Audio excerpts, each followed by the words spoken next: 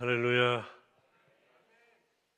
우린 지난 주일 부활절 예배를 드렸습니다. 우리 고릴라 성가대와 우리 청년회가 함께한 부활절 칸타타 아주 은혜로웠고요. 또 견신예와 세례식도 은혜로웠습니다. 오랜만에 교회 오신 분들이 꽤 계셔서 예배가 참 따뜻한 예배를 드렸습니다. 그날 개건주 했던 우리 김대강 지휘자도 우리에게 참 예배 분위기가 좋다, 따뜻하다, 은혜롭다, 감동스럽다 말씀을 해 주었고요. 또 많은 분들이 참 좋은 예배, 감동적 예배를 드렸다고 말씀해 주셔서 두드러 감사한 주일이었습니다. 새 교우들 가운데 우리 교회 잘 적응하신 분들은 우리 교회가 참 좋다고 말씀해 주셔요. 우리 교회 와서 참 행복한 시간을 보낸다 이렇게 말씀하는 분도 있어서 참 기쁘고 감사한 일이죠. 그 마음이 계속되었으면 좋겠다 하는 바람도 있습니다. 또 그분들이 잘 우리 교회에 더 적응해야 되기를 위해서 함께 기도해 주셨으면 좋겠습니다. 그럼 오늘 제가 그 새교우들이나 우리 기존 교우들에게 꼭 드리고 싶은 말씀이 있어요. 이 세상에 완전한 교회는 없다고 하는 사실입니다. 다만 교회다운 교회가 되려고 애쓸 뿐이다. 노력할 뿐이다. 예수를 믿는다는 것은 옛사람은 십자가에 장사 지내고 새 사람으로 살아가는 것입니다. 부활신앙으로 그것을 거듭났다고 말합니다. 하지만 거듭났다 해서 곧바로 완전해지는 것은 아닙니다. 완전함을 향해 그냥 나아가는 거죠. 그런 사람들 모여서 한 몸 이룬 것이 교회입니다. 그래 현상의 현재의 교회는 완전할 수가 없어요. 그저 완전함을 향해서 나아가는 것입니다.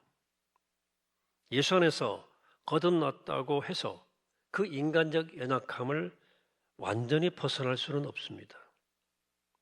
신실하게 믿음의 길을 걸어가는 사람도 언제든지 그 안에 잠재되어 있는 연약함이 드러날 수 있어요. 따라서 내가 비록 거듭난 존재이지만 내게 그런 연약함이 남아있다는 사실 앞에 우린 겸손해야 되고 그 연약함이 드러날 때면 늘 부끄러워 무릎을 꿇어야 되고 또 성령의 능력으로 변화되어서 그 연약함이 드러나는 순간이 점점 줄어들도록 노력하는 것. 이것이 우리가 할 일입니다. 우린 그것을 sanctification, 성화의 과정이라고 부릅니다. 그러므로 교회는 완전을 향해 가는 사람들이 서로 끌어주고 밀어주고 함께 더불어 이 성화의 과정을 가는 성화 공동체입니다. 따라서 교회는 완전하지 않습니다. 교인들의 성화의 수준도 매우 다양하기 때문에 그렇습니다. 어떤 사람은 이제 막 거듭난 유아기가 있을 수 있고요. 또 어떤 사람은 어느 정도는 자랐지만 여전히 자기중심적인 유년기일 수도 있고 또 어떤 사람은 열정으로 충만한 청년기일 수도 있고 어떤 사람은 많은 세월 연단되어서 부드럽고 넉넉한 품을 가진 어른일 수도 있겠습니다. 그래서 생각하는 것도 다르고 행동하는 것도 다 달라요. 목사도 그렇고 교인도 그렇습니다. 좋은 교회란 그런 차이를 서로 인정하고 존중하고 품어주면서 한 마음으로 바른 교회, 교회다운 교회를 위해서 함께 지속적으로 노력하고 꿈꾸는 교회입니다. 그래서 이런 믿음의 공동체도 함께 성화의 길을 가는 과정에서 때로 문제가 생기기도 해요. 교회로 모인 사람들의 그 연약함으로 인해서 크고 작은 문제가 일어날 수 있습니다. 얼마든지. 좋은 교회란 그런 문제가 발생할 때 바르게 판단하고 지혜롭게 대응해서 그것이 오히려 도약의 발판이 되도록 하는 공동체예요. 다시 말하지만 우린 불완전한 존재에서 완전함을 향해서 나아가는 사람들입니다. 물론 그 여정에서 때로 완전함을 경험해요. 성령께서는 성화의 길을 가는 사람들에게 가끔 그런 선물을 주십니다. 사실 그런 완전함은 우리가 노력으로 만들어낼 수 있는 게 아니에요. 다만 성령께서 원하실 때 우리 가운데 임하시는 영적 사건입니다.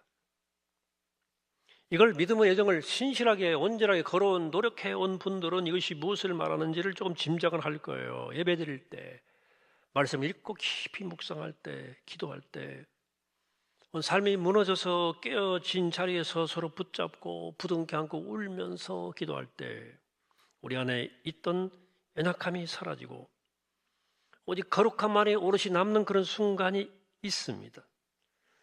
그런 경험을 하게 되면 우리는 그 상태에 오래도록 머물고 싶어요. 마치 베드로가 변화산에서 변모하신 예수님을 보고 나서 거기 초막지고 살 수 없겠냐 말씀드렸던 것처럼 그 완전한 상태를 지속하고 싶어지는 거죠. 하지만 예수님은 그럴 수 없다고 말씀하셨어요. 지금은 그래서는 안 된다고 말씀하셨어요. 우리가 완전한 존재로 회복되어서 그 상태에서 영원히 갈 날은 오게 될 거예요.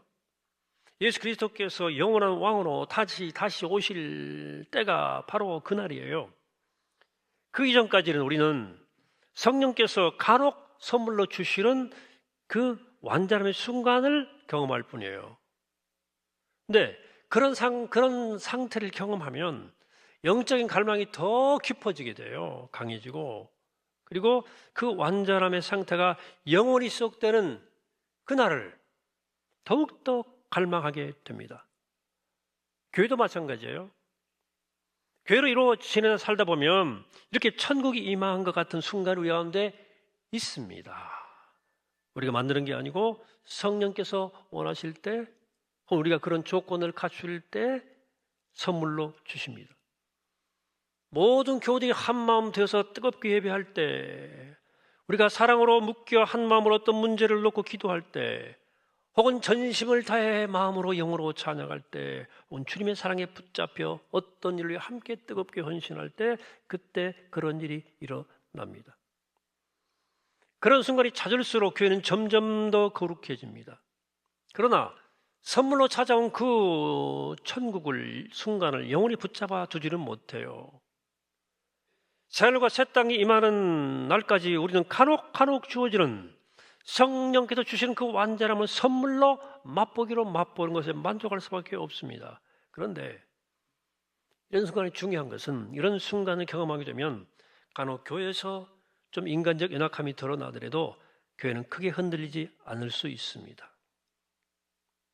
그런데 그런 완전한 순간을 경험한 적이 없다. 혹은 그런 순간에 교회에 너무 가끔씩 일어난다. 그러면 그 교회는 아주 작은 인간적인 문제만으로도 크게 흔들릴 수 있습니다.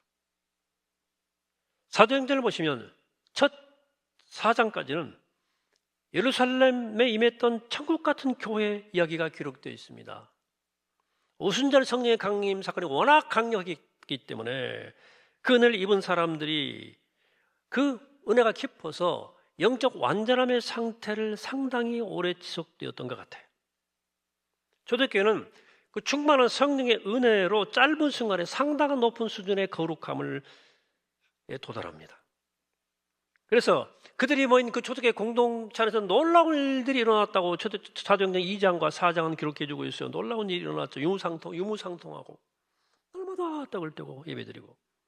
그런데 사도행전 5장으로 넘어가면서 그들의 연약함이 드러나기 시작하면서 교회가 어려운 일들을 겪기 시작합니다. 성령 역사가 아무리 강력하고 충만해도 그 상태가 영구적 상태로 지속될 수 없다는 것을 사도행전은 확인해 줍니다. 아나니아와 삽비라 사건이 바로 그 이야기입니다. 감히 성령을 속이는 일이 충격적인 일이 발생한 거예요. 사도행전은 이 아나니아와 삽비라 이야기를 기록하면서 은혜가 충만할수록 그 추락은 심각하다 하는 사실을 경고해주고 있어요. 추락해버리잖아요. 오늘 읽은 사도행 6장의 본문도 예루살렘 교회에 일어난 또 다른 연약함의 이야기입니다. 유대인들은 오래 전부터 세계 여러 나라에 흩어져 살았습니다. 디아스포라로. 특히 바벨론 70호로 70년 생활을 한 다음에는 흩어져 사는 사람들이 더 많아졌어요. 그들 중에는 하나님께서 자기들 약속하신 땅에 들어가 살고 싶은 마음에 간절한 사람들이 꽤 있었습니다. 늙어서라도 뼈라도 그 땅에 묻히고 싶다 하는 사람들이 있었던 거죠. 그래서 예루살렘에 이주해 오는 사람들이 있었어요. 오늘 본문에 나오는 이 헬라파 유대인이 바로 그들입니다. 그런가 하면 유대 땅에서 대를 이어서 살아온 사람들이 있었습니다. 사도행전 그들을 히브리파 유대인이라고 말합니다. 각각 헬라와 히브리어가 능통한 사람들이죠. 예컨대 이주민 유대인과 본토인 유대인 사이가 유대인이 존재했어요. 이 두 부류의 유대인들 사이에 묘한 이질감과 거리감이 존재했습니다. 히브리파 유대인들은 힘들고 어려운 기간에 이 약속의 땅을 지켜온 것에 대한 자부심이 가득했어요. 반면에 헬라파 유대인들은 문화적으로 우리가 낫다 저들보다 하는 나름대로 또 자부심이 있었어요. 이러저런 이유로 그들은 섞이기가 어려웠어요. 나중에 보시면 예루살렘에 헬라파 유대인들만 모이는 회당이 따로 있었고요, 히브리파 유대인들만 따로 모이는 회당이 따로 있었던 것을 우리가 보게 돼요. 그런데 이 두 부류의 사람들 중에 예수 그리스도의 복음을 제대로 받아들인 사람들은 그 이질감을 뛰어넘어서 한 몸 한 교회를 이루었습니다.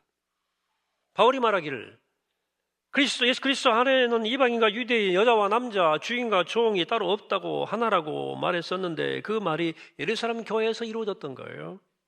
성령이 충만할 때 그들은 그 이질감과 차이를 뛰어넘어서 서로 형제 자매로 한 몸으로 살았던 겁니다. 그런데 얼마 후에 그 상태가 깨어지기 시작합니다.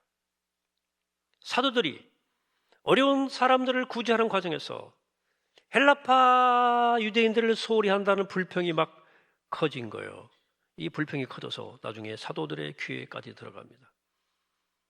그러자 사도들은 이 교인들을 모아놓고 신망이 두텁고 성령과 지혜가 충만한 사람 7을 선정해서 그 사람들에게 구제하는 일을 맡기자고 제안을 합니다. 오늘 본문의 얘기죠. 그리고 그 7사람을 모두 헬라파 유대인들에서 뽑아요. 토박이 히브리파 유대인들이 꽤 양보를 했어요. 잘한 일이죠. 이 조처로 인해서 분열과 갈등의 위기에 있던 예루살렘 교회는 다시 안정을 찾습니다. 이야기를 기록한 후에 오늘 7절은 이렇게 적고 있습니다. 함께 합독해 볼까요? 시작. 하나님의 말씀이 점점 왕성하여 예루살렘에 있는 제자의 수가 더 심히 많아지고 허다한 제사장의 무리도 이도에 복종하니라. 아멘. 교회가 분열과 갈등의 문제를 해결하고 나자 다시 하나가 되자 더 많은 사람들에게 복음이 전해졌다는 거예요.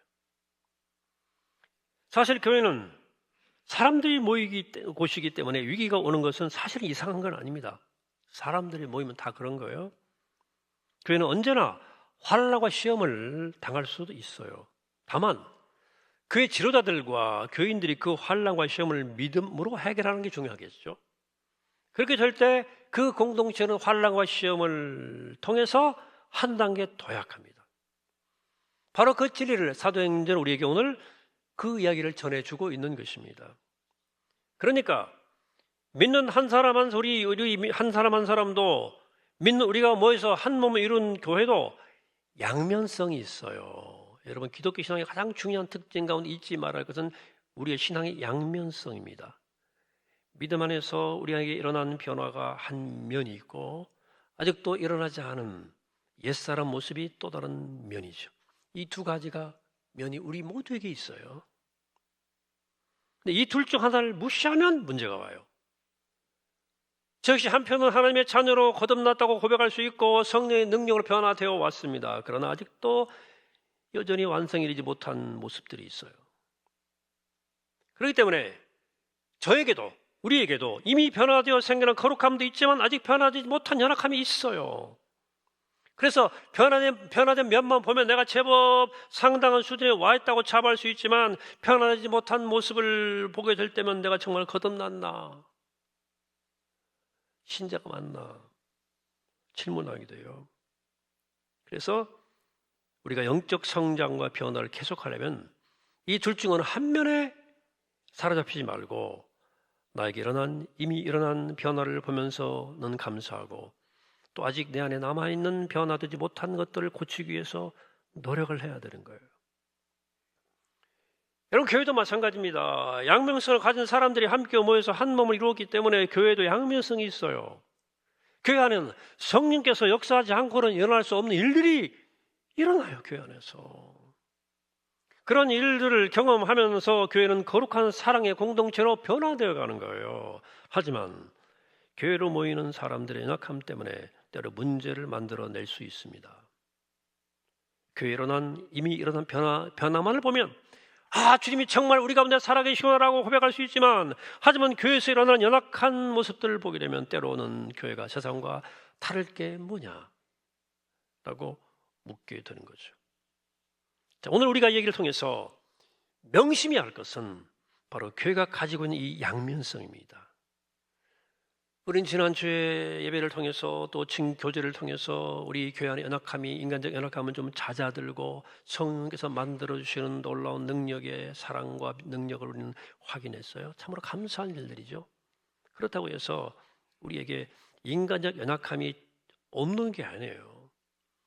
우리 교회 안에도 교우들끼리의 갈등이 있어요. 또 교회 운영에 불만을 가진 분들도 있어요. 제가 할아버지, 할머니, 아버지, 어머니 뱃속부터 교회 생활을 했는데 그걸 제가 모르겠습니까? 눈치가 백단인데. 그렇지만 우리 인간적 연약함보다 성령께서 우리 가운데서 더 강하게 역사한다는 사실 앞에서 늘 감사하는 거죠. 여러분, 우리가 건강한 것은 우리 몸에 병균이 없어서가 아니라는 사실을 아시죠? 우리 몸 안에 수많은 병균들이, 세균들이 울글울글 거려요.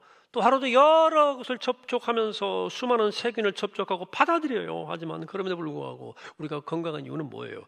면역력 때문이에요. 또 우리 몸에 어느 정도의 균이 없으면 건강 유지 못합니다. 대장에도 어느 정도의 균이 있어야 우리가 먹은 음식도 소화하고 영양분을 만들어내는 거예요. 우리 모든 사람 몸에는 암세포가 있다 그래요. 그런데 그렇다고 해서 모두가 암 환자가 아닌 이유는 면역력 때문에 그런 거예요. 그래서 그 암세포가 정도 이상으로 못 자라게 그 면역력 때문에 막아주고 있는 거거든요. 교회 건강도 영적 건강도 마찬가지예요. 교회 안에 크고 작은 문제가 있다는 것은 사실 건강하다는 증거일 수도 있어요. 때로 불평과 불만이 있는 것은 정상이에요. 여러분, 동일한 사건을 두고도 사람마다 입장이 다르잖아요. 그래도 민주적 과정을 통해서 중지를 모아 결정하잖아요. 결정해도 그 결정에 대해서 만족 못하는 사람들이 있어요. 여러분, 교회 안에들 한 목소리만 나올 수 없어요. 저는 우리 교회가 이견을 말하기에 두려움을 느끼는 교회가 되지 않게 되기를 기도합니다. 다만 내가 틀릴 수 있다는 사실만 기억하면 돼요. 주장창 우기면 안 돼, 그 말이에요. 내가 틀릴 수 있다는 사실을 인정하고 겸손하게 자신의 의견을 자유롭게 나눌 수 있다면 그게 건강한 교회예요. 몸을 건강하게 하는 길은 몸속에는 세균을 다 죽이는 게 있는 것이 아니고 면역력을 키우는 데 있는 것처럼 건강한 교회 안에는 모든 이견과 불평과 불만을 누르는 데 있는 것이 아니고 우리 영적 면역력을 키우는 데 있어요. 교회에 영적 건강을 지키는 면역력이 바로 그 교회 영성이에요. 우리가 꼭 기억해야 할 영적 진실이에요. 헬라파 유대인들과 히브리파 유대인들 사이의 갈등은 수개월 혹은 수년 동안 서서히 커져온 거예요. 하루아침에 생긴 게 아닙니다. 어느 순간에 수면 위로 올라온 거예요. 어느 순간에 사도들이 구제하는 과정에서 실제 히브리파 유대인들 편에 있는지 아니면 헬라파 유대인들이 그렇게 자격지심 때문에 섭섭하게 느낀 것인지는 확실히 알 수 없어요. 근데 사도들이 의도적으로 차별할 가능성은 높지 않아 보여요. 제 판단은. 그들은 공평하게 한다고 했는데 편하는 것처럼 보였을지도 모르겠다. 이게 처음에는 아무 문제가 안 됐어요. 사도들의 진심을 믿었고 또 먹는 것 가지고 투정하기에는 그들이 받은 은혜가 너무나 컸어요. 시시한 거야. 그러다가 성령의 충만함이 잦아들면서 불평과 불만의 소리가 점점 커지는 거야. 이게 사람들의 귀에까지 들어간 겁니다. 그래서 이렇게 말합니다. 세 번역으로 볼게요. 우리가 하나님의 말씀을 전하는 일을 제쳐놓고서 음식 베푸는 일에 힘쓰는 것은 좋지 못합니다. 그런 형제 자매 여러분, 신망 있고 성령의 지혜가 충만한 사람 7을 여러분 가운데 뽑으십시오. 그러면 그들에게 일을 맡기고 우리는 기도하는 일과 말씀을 전하는 일에 헌신하겠습니다. 자, 지금 초대교회 교회 교인들은 구제하는 일이 있어서 음식 나눈 일이 있어서 차별이 있었다고 불평을 하고 있어요. 그런데 사도들은 그 교인들을 모아놓고 거기에 대해서 시시비비를 따지지 않았습니다. 왜 이렇게 시끄럽게? 라고 헬라파 유대인들을 책망하지도 않았고 자기들을 변호하지도 않아요. 그 대신 구제하는 일로 인해서 자신들이 기도하는 일과 말씀을 섬기는 이 일에 지장을 받고 있으니 그 일을 전적으로 맡아야 할 사람들을 세우자고 제안합니다. 우리는 이 제안에서 사도들의 이 사태에 대한 그들의 인식을 볼 수 있습니다. 그들은 헬라파 유대인들이 느끼고 있었던 차별의 문제를 행정적 문제가 아니라 영적인 문제로 본 거예요. 이게 이 공동체가 영적인 차원의 문제가 왔기 때문에 구제하는 문제로 인한 불평, 불만이 생기는 것으로 인식한 겁니다. 그리고 이 불평, 불만이 지속되면 자신들의 영적 지도력이 손상될 위험이 있다는 사실을 버뜩 깨달았어요. 여러분, 믿음의 공동체에서 영적인 문제가 생긴다면 1차적 책임은 영적 지도자들에게 있습니다. 사도들은 교인들의 불평을 통해서 자신들의 영성에 문제가 왔다는 사실을 알아차린 거예요. 교인 수가 증가하다 보니까 사도들이 그 일을 감당하기에 버거워졌고 그러다 보니까 기도가 말씀을 준비하고 전하는 시간이 점점 줄어들었어요. 초대교회 영성이 고갈되고 있었던 것입니다. 사도들은 이 사태를 깨닫고 자신들이 그리고 교회 공동체가 영적 질병 징후에 빠졌다는 사실을 깨달은 거예요. 여러분, 구제하는 일에 시간을 사용하려면 기도하고 말씀 섬기는 일은 소홀할 수밖에 없고 그렇게 되면 사도들의 영성이 고갈되고 그들의 영성이 고갈되면 교인들의 영성이 고갈되고 그렇게 되면 교회 일에 대한 교인들의 불평과 불만에 들어갈 수밖에 없어요. 아니, 불평, 불만의 요소를 없애려면 그러면 구제하는 일에 더 많은 신경을 쓰고 회의를 더 많이 하고 더 공유를 많이 한다 생각하면 될 거 아닙니까? 바로 회의에서 문제가 해결되지 않으면 회의하면 또 회의가 올 때가 있어요. 그러나 그러면 사도들의 영성은 더 고갈되고 그렇게 되면 교인들의 영혼은 더 상막해지고 그렇게 되면 교회는 더 시끄러워지는 거예요. 사도들은 이 사실을 발견하고 영적 악순환의 고리를 끊어야 되겠다라고 결단한 거예요. 그 판단은 옳았습니다. 문제의 원인은 영성이 있었고 따라서 해결책도 영성이 있었던 거예요. 개인도 그렇고 교회도 그렇습니다. 우리가 만나는 모든 문제 핵 중심에는 여러분들의 영성의 문제가 있다고 보시면 거의 틀림이 없습니다. 하루가 낮 사이에 문제가 생기니까 생활이 무질서해지는 거예요. 관계에 무슨 문제가 생기는 거예요. 내 일터에도 무슨 문제가 생기는 거예요. 여러분, 교회를 모여서 기도하고 찬양하고 말씀 일에 소홀히 하면 우리 안에는 연약한 모습이 흉물처럼 모습을 드러내게 되어 있습니다. 장사 없어요. 그러니까 교인 사이의 갈등도 교회 행정에 있어서 잘못된 선택과 판단도 그로 인한 갈등과 분열도 결국 영적인 문제에서 오는 거예요. 근데 영성이 고갈되면 아주 사소한 문제도 교회가 흔들려요. 완전히 흔들려요. 여러분, 지난 사순절 기간 동안에도 나름대로 영적 영성 생활을 열심히 착실한 분들이 계셔요. 제가 알아요. 열심히 성서과 성경 필사해서 내고 말씀 묵상하고 전도해 보려고 막 부활절도 막 전화하고 노력하고 새벽기도 열심히 참여한 분들이 있어요. 그런 분들은 지난 주일 부활주일이 누구보다 충만했을 겁니다. 그래서 이미 여러분들이 영적으로 세팅되어 있는 거예요. 충만해 있었기 때문에 성령께서 주시는 선물이 있었던 거예요. 그렇게 은혜가 충만할 때는 우리 연약함이 드러나도 문제가 안 돼요. 우리 안에서. 왜? 서로 품어주고 이해해주고 보듬어주고 견뎌주고 손잡고 가는 성화의 길을 함께 걷고 있기 때문이에요. 하지만 영성이 고갈되면 우리 연약함이 그대로 드러나. 우리가 간혹 경험했던 그 천국도 흔적도 없이 사라져버려요. 그 경험이 기억도 안 나. 사랑하면 그러므로 부활절을 지낸 사랑하는 여러분 더욱 깨어서 영적 생활을 지속하게 되시기를 축복합니다. 영이 살아있으면, 영성이 살아있으면 나의 문제들은 하나씩 해결되어 가요. 모든 문제는 영적인 문제이기 때문에 오늘 해결 안 된 문제도 남아 있어요. 그러나 해결되지 않은 문제들도 결국은 영적인 능력으로 이겨내는 거예요. 그러므로 우리가 교회를 모일 때 더욱더 여러분들 영적 성장에 전심을 다하시기를 축복합니다. 기도하고 예배하는 일, 말씀을 배우는 일, 서로 사랑하는 일, 봉사하는 일에 우리 마음을 쏟아 부어 주시기를 바랍니다. 그렇게 하면 성령께서 우리에게 선물하세요. 천국이 우리 가운데 임하는 경험을 자주 하게 하실 것이고, 때로 우리 연약함이 드러나도 놀라거나 변환하지 않고 서로를 품고 사랑할 수 있을 것입니다.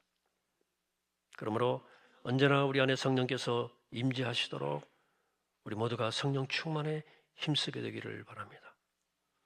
그런 공동체가 될 때 우리 모두 함께 성화의 길에 더 깊이 들어선 공동체가 될 것이고, 그 과정에서 우리 한 사람 한 사람도 더 거룩해져 갈 것입니다. 그리고 우리 모습에 매료되어서 이끌려서 예수 그리스도의 복음을 받아들이는 사람들이 점점점 많아질 것입니다.